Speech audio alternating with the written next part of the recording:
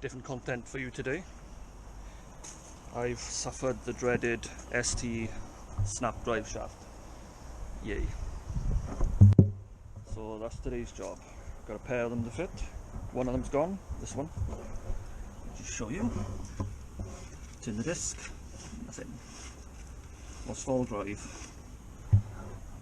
Managed to coast into a car park, left it there for the night and come back for it with a recovery. I had it recovered because I didn't want to cause any more damage by the drive shaft not spinning, but the wheels spinning. Probably overzealous, but it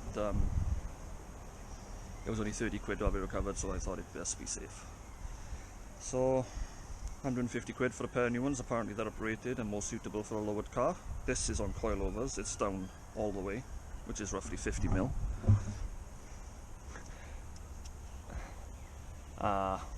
Also it's a bit more powerful, it's running 300 brake, so apparently they're better for that as well. Whether they are or not, I don't know, but 2-year warranty. These only lasted 2 years, they were fitted before I bought the car, and they've already gone, so it seems to be a serviceable part, almost like discs. Probably discs get changed less often. Anyway, so there's a little break from the Capri for now, and get on with this. It's not the weather for this.